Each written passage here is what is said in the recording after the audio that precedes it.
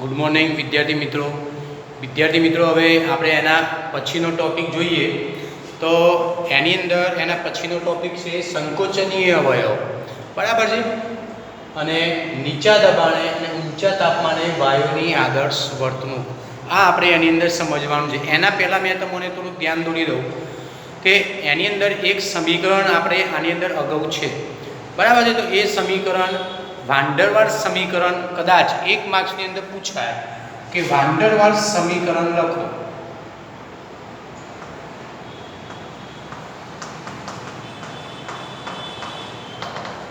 તમને એમ કે એક માર્ક્સની વચ્ચેનો થોડોક ટોપિક છે, એ ટોપિકની અંદર વધારે તમારે અંદર તૈયાર નથી કરવાનું, ફક્ત આ સમીકરણ તમારે એની અંદર તૈયાર કરવાનું છે, બરાબર. તો ધ્યાન રાખજો કે વાન ડર વાલ્સ સમીકરણ લખો. તો વાન ડર વાલ્સ સમીકરણ જ્યારે તમને કે ત્યારે તમારે એની અંદર આ એટલું એની અંદર યાદ રાખવાનું કે p plus an square divided by v square, બરાબર છે. p plus an square divided by v square into v minus nb is equal to જે પીવીની જ કિંમત આની અંદર મૂકેલી છે અને ઇઝ ઇક્વલ ટુ nRT.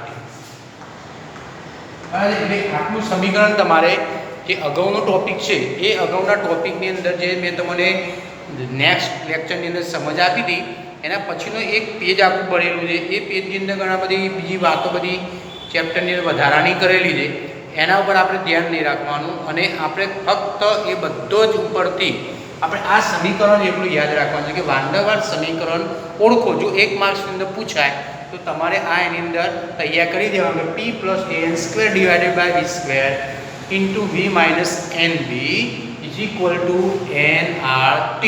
બરાબર, આ સમીકરણ તમારે એની અંદર યાદ રાખવાનું છે. અને એના પછીનું તરત જ ટોપિક આ પ્રશ્ન આવે છે, એ પ્રશ્ન તમારે તૈયાર કરવાનો, તો એ પ્રશ્નની અંદર તમારે જવાનું. ઓકે, સમજ પડી ગઈ? તો આપણે હવે આગળ વધીએ. આ સમીકરણ જરા તૈયાર કરી દેજો. હવે આપણે એની અંદર આગળ વધીએ છીએ તો આપણે જાણીએ છીએ કે એની અંદર ઘણા નીચા તાપમાને આંતરાણવીય આકર્ષણ બળો એ અસરકારક એની અંદર બનતા જોવા મળે કે જેમ એની અંદર તાપમાન નીચું જાય છે તેમ તેમ આંતરાણવીય આકર્ષણ બળો એ ઘણી બધી અસરકારકતા એની અંદર જોવા મળે છે. બીજા નંબરે આપણે એની અંદર એમ પણ કહી શકીએ છીએ કે અણુઓ ઓછી સરેરાશ ઝડપ ધરાવતા હોય તો એ ફરતા હોય છે, પરિણામે આકર્ષણ બળ એ કારણે એકબીજાના એ બંદીવાદ બનાવે, એટલે એકબીજાના નજીક આવે છે આકર્ષણ બળને કારણે, બરાબર છે. હવે વાસ્તવિક વાયુઓ જ્યારે તાપમાન અને દબાણ એવી પરિસ્થિતિઓ એની અંદર લાગુ કરવામાં આવે કે આંતરાણવીય આકર્ષણ બળો એની અંદર એ હકીકતને બિલકુલ નહીવત એટલે નગણ્ય એની અંદર ગણતરીમાં લે છે. હવે આપણે એની અંદર સમજવાનું છે કે આ સમયે આદર્શ વર્તણૂક બતાવે છે, એટલે એની અંદર જ્યારે આંતરાણવીય આકર્ષણ બળો એ નગણ્ય હોય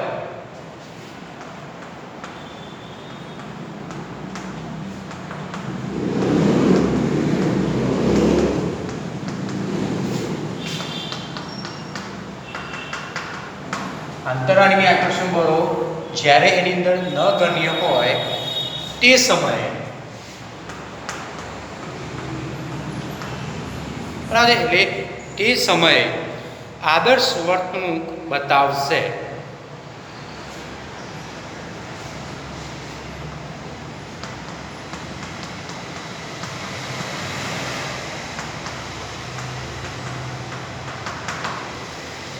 સામાન્ય રીતે જો દબાણ શૂન્ય તરફ જવા લાગે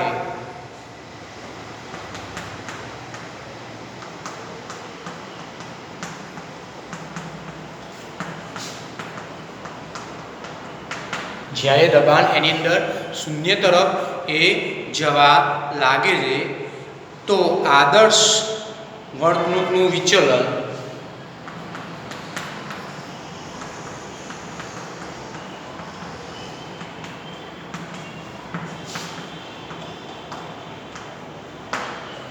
સંકોચનીય અવયવ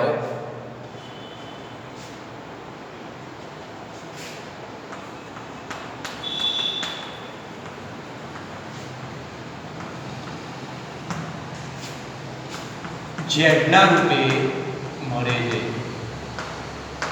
એટલે એની અંદર સંકોચનીય અવયવ આપણને ક્યારે પ્રાપ્ત થાય તો એના માટેની થોડીક અહીંયા સમજ આપણને આપી છે કે જ્યારે આંતરાણવી આકર્ષણ બળો એ બિલકુલ એની અંદર ન ગણ્ય હોય તે સમયે આદર્શ વર્તણૂક બતાવશે કે જો દબાણ એની અંદર શૂન્ય તરફ જવા લાગે એટલે દબાણ જે ગણાય શૂન્ય તરફ જાય ત્યારે આદર્શ વર્તણૂક એની અંદર શું ધરાવે તો વિચલન ધરાવે અને એ વિચલનને સંકોચનીય અવયવ ઝેડના રૂપે એની અંદર દર્શાવવામાં આવે છે. સામાન્ય રીતે અહીંયા આપણે એ ગુણોત્તર લખવો હોય તો એ ગુણોત્તરની અંદર આપણે જાણીએ છીએ એમ પ્રમાણે અહીંયા એક શરત આદર્શ વાયુ સમીકરણ મુજબ આપણે જાણીએ છીએ કે આદર્શ વાયુ સમીકરણની અંદર આપણે લખીએ છીએ કે PV nRT પણ એની અંદર આ શરતને આધારે જે સંકોચનીય અવયવ Z અહીંયા જે આપણને આપેલું છે એના સ્વરૂપે આપણે ગુણોત્તર આની અંદર દર્શાવવાનો છે. Z આ સમીકરણ આખા ગુણોત્તર તરફ જાય છે PV/nRT આ સમીકરણ મુજબ આપણે એની અંદર દર્શાવી શકીએ છીએ. બરાબર. આ વન ટાઈપ એની અંદર એ ગુણોત્તર તરીકે આપણે એને ગણતરીમાં લઈએ છીએ. હવે અહીંયા આપણે શું કરવાનું છે તો બુકની અંદર આપ્યું છે એ પ્રમાણે અહીંયા આખો આપણે આલેખ દર્શાવવાનો છે. તો એ આલેખની અંદર અહીંયા આપણે Z વિરુદ્ધ P નો આલેખ દોરવાનો છે. તો અહીંયા PV/nRT આપણે સમીકરણ લીધેલું છે તો એ સમીકરણ મુજબ અહીંયા આપણે આલેખની તરફ જઈએ તો સંકોચનીય અવયવ Z વિરુદ્ધ અહીંયા P મીનિંગ દબાણનો આલેખ આપણે આની અંદર દોરવાનો છે. કેટલાક વાયુઓ જે આપેલા છે એ વાયુના સંદર્ભમાં અહીંયા આપણે દબનીય અથવા તો અહીંયા જે સંકોચનીય અવયવ Z એની અંદર કેવા ટાઈપના ફેરફાર થાય છે એના વિશે આપણે આની અંદર સમજવાનું છે. તો વિદ્યાર્થી મિત્રો આપણે હવે આલેખ તરફ જઈએ તો આ બાજુ મેં આલેખ દોરું છું અને આ બાજુ આપણે એની અંદર થોડીક માહિતી એની અંદર દર્શાવીશું. બરાબર છે. તો અહીંયા આપણે લખીએ આ ડાયરે એની અંદર વેલ્યુએશન પ્રમાણે અહીંયા દબાણ એની અંદર P વિરુદ્ધ સંકોચનીય અવયવ Z નો આલેખ આપણે અહીંયા દર્શાવીએ છીએ. બરાબર છે.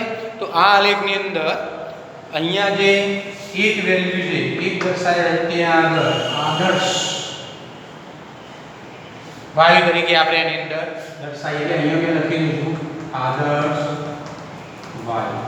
આ આપણે અગાઉ થોડુંક એની અંદર જોઈ લીધેલું છે એટલે તમને એની અંદર ઝડપથી સમજ પડશે. બરાબર છે. હવે 1 થી એની અંદર નીચે વેલ્યુ હોય એટલે અહીંયા 0.4 0.6 એ રીતે અહીંયા 1 થી વધારે વેલ્યુ હોય. બરાબર છે. તો અહીંયા આપણે એ પણ દર્શાવી દઈએ કે 0.4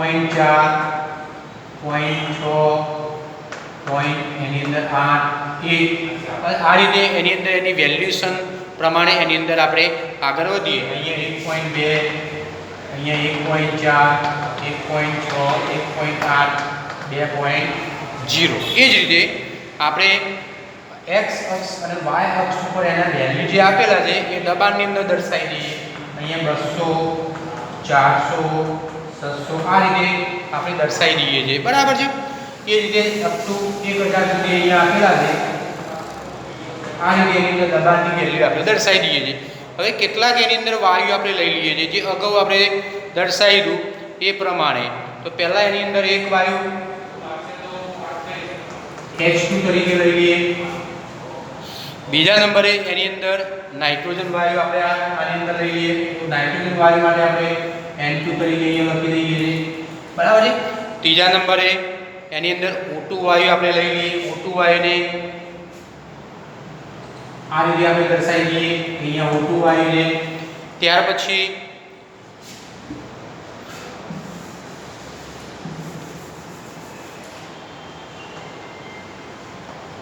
O2 વાયુ દર્શાવી દઈએ.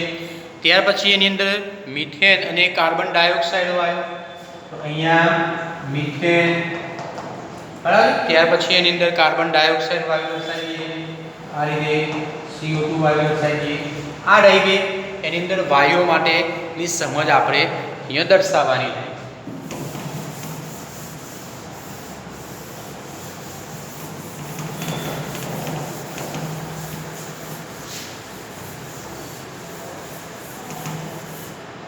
હવે આની અંદર આપણે આલેખ દોરેલું છે સંકોચનીય અવયવ વિરુદ્ધ દબાણ પીનો અથવા પીવી ભાગ્યા એનઆરડી ડિવાઇડેડ અથવા વિના વિરુદ્ધ પીનો આલેખ એમ પણ કહી શકો છો, અથવા ઝેડ વિરુદ્ધ પીનો આલેખ આપણે આની અંદર કહી શકીએ છીએ. હવે આ આલેખ ઉપરથી આપણને એની અંદર શું માહિતી મળે છે? તો આપણે એની અંદર જાણીએ છીએ કે અહીંયા શરત મુજબ આપણે આગળ વધીએ તો અહીંયા આપણે ઝેડ વિરુદ્ધ દબાણનો આલેખ છે, પહેલા નંબરની આ એની અંદર આલેખ દોરેલો છે, અથવા તમે એની અંદર લખી શકો છો કે પીવી વિરુદ્ધ ડિવાઇડેડ બાય એનઆરડી વિરુદ્ધ પી. આનો આલેખ પણ તમે એની અંદર કહી શકો છો. આ રીતે એની અંદર આપણે આલેખ દોરો. હવે શરત 1, પહેલા નંબરની શરત કે ઝેડની વેલ્યુ આની અંદર આપણને જ્યારે આદર્શ વાયુથી વિચલન એની અંદર દર્શાવતા જોવા મળે છે. એટલે સમાંતર જ્યારે આદર્શ વાયુની જે સીધી રેખાની અંદર આપણને અહીંયા જોવા મળે છે તો એ સમાંતર રેખાથી કેટલાક એની અંદર વિચલન એની અંદર જોવા મળે છે. તો અહીંયા સીધી રેખામાં હોય જે વાયુ આદર્શ વર્તુળથી એની અંદર વિચલન દર્શાવે છે.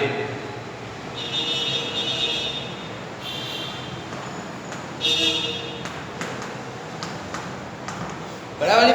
સીધી રેખા છે જે વાયુઓ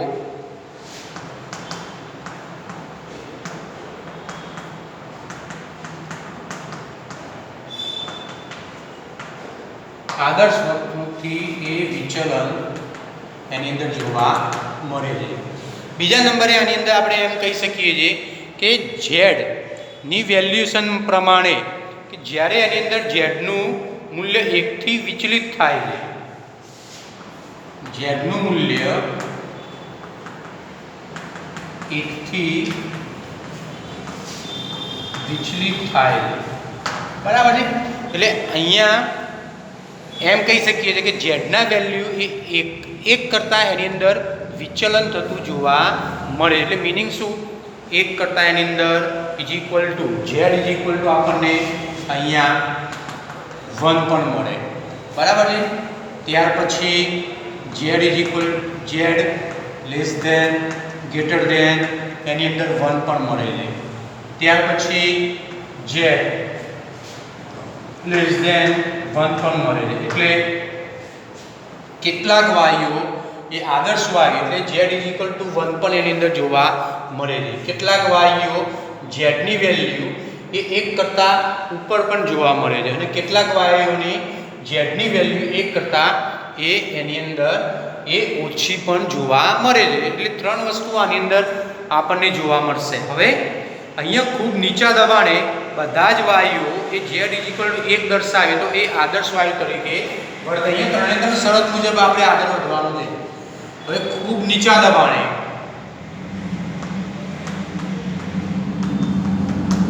જો ઝેડ ઇઝ ઇક્વલ ટુ 1 તરીકે વર્તે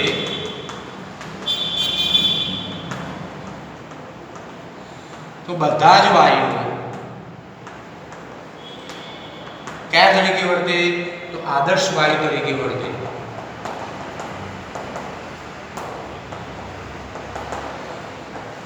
હવે આપણે અહીંયા આલેખની અંદર જોઈ લઈએ તો તમે જોઈ શકો છો કે જ્યારે ઝેડની વેલ્યુ એ ઇઝ ઇક્વલ ટુ 1 થાય ત્યારે એની અંદર બધા જ વાયુઓ જે ખરા એ બધા જ વાયુઓ એની અંદર કયા તરીકે વર્તે છે? એ બધા જ વાયુઓ એની અંદર આદર્શ વાયુ તરીકે અહીંયા વર્તે છે. એ આપણે આની અંદર નોંધ કરી દઈએ કે ઝેડ ઇઝ ઇક્વલ ટુ 1 તો નીચા દબાણે ઝેડ ઇઝ ઇક્વલ ટુ 1 થાય ત્યારે એની અંદર બધા જ વાયુઓ એ એની અંદર કયા તરીકે વર્તે છે? તો આદર્શ વાયુ તરીકે એની અંદર વર્તે છે. એક વસ્તુ આની અંદર આપણે ફિક્સ થઈ ગઈ. બરાબર છે. ઝેડ ઇઝ ઇક્વલ ટુ 1 માટે. હવે જ્યારે એની અંદર દબાણ વધે છે એટલે અહીંયા જે દબાણ જેમ જેમ વધે છે 200 થી 400 થી 600 800 એમને એની અંદર આગળ વધે છે. એટલે અહીંયા આપણે એ પણ નોંધ કરીએ જ્યારે એની અંદર ઊંચા દબાણે બધા જ વાયુઓ, હવે ઊંચા દબાણ માટે વાત કરીએ તો ઊંચા દબાણે તમે દબાણ વધે છે ત્યારે એની અંદર ઝેડની વેલ્યુ કેવી થાય? 1 કરતાં વધુ. જ્યારે દબાણ વધે છે ત્યારે એની અંદર વાયુઓ એ સંકોચવાના મુશ્કેલ પડી જાય છે. ઊંચા દબાણે એની અંદર વાયુઓ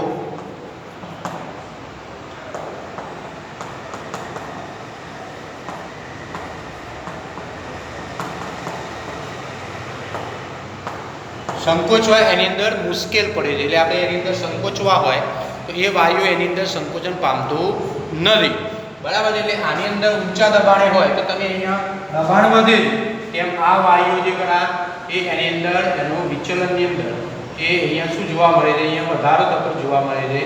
મિનિંગ એમ કહી શકીએ એમને સંકોચવા એ એની અંદર મુશ્કેલ પડતા જોવા મળે છે. એક વસ્તુ એની અંદર આ પણ વિચારી શકીએ છીએ. હવે મધ્યવર્તી હોય ત્યારે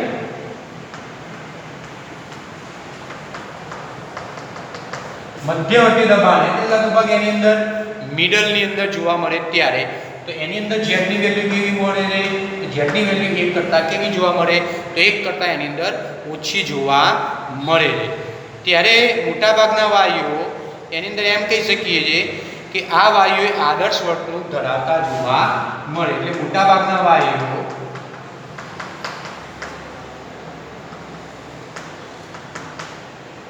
એની અંદર આદર્શ વર્તણૂક ધરાવે છે. આટલી વસ્તુ આપણે એની અંદર નોંધ કરી શકીએ છીએ. જેથી એની અંદર એમ કહી શકીએ છીએ કે મોટા ભાગના વાયુઓ જે આદર્શ વર્તણૂક એની અંદર ધરાવે તો એ ધારણ કરેલું કદ એટલું વધારે હોય કે તેની સરખામણીમાં અણુઓનું કદ શું થાય, અવગણી શકાય. એટલે ધારણ કરેલું કદ વધારે હોય છે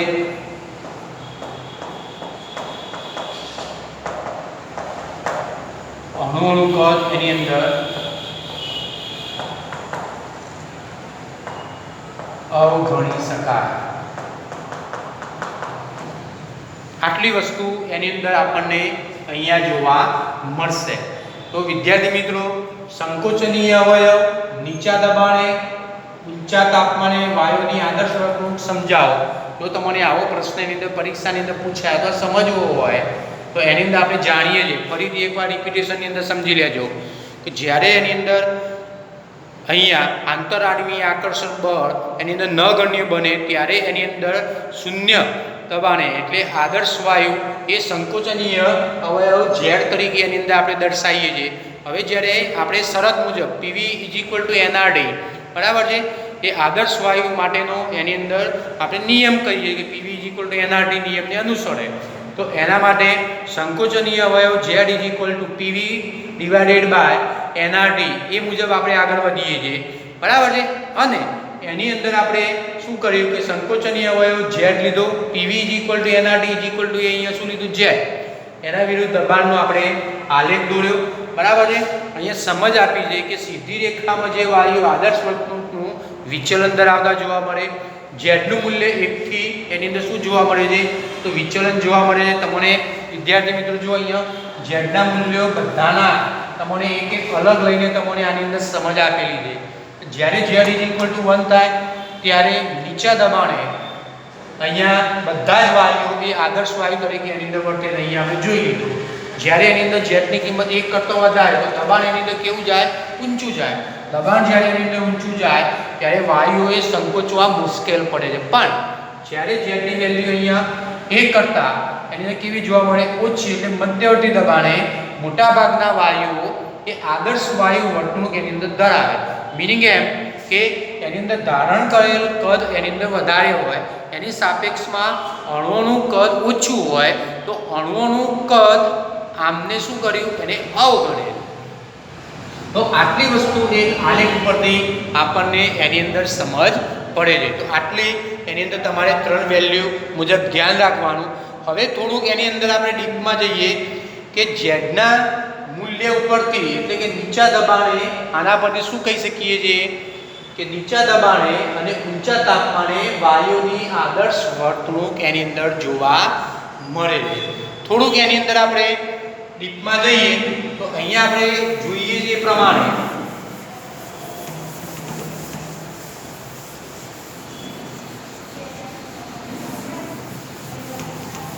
અહીંયા આપણે જોઈએ પ્રમાણે Z બે વાયુ માટે હવે સરખામણી કરી દઈએ. Z PV એટલે વાસ્તવિક વાયુ ડિવાઇડેડ બાય NRD, બરાબર છે. હવે એક વસ્તુ આના માટે આપણે વિચાર્યું, જો એની અંદર વાસ્તવિક વાયુ માટે આપણે આ રીતે લખી શકીએ Z P વાસ્તવિક વાયુ ડિવાઇડેડ બાય nRT. જો વાયુ આદર્શ વર્તણૂક ધરાવતો હોય તો અહીંયા આપણે એ પણ નોટ લખી લઈએ કે જો વાયુ આદર્શ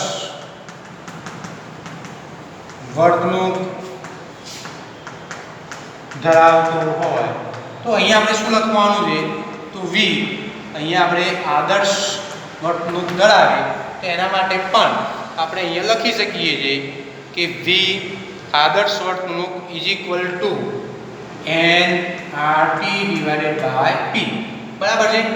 હવે આપણે શું કરવાનું છે આની અંદર કે nRT આપણે નીચે સ્ટેપ આવી જાય એટલે P.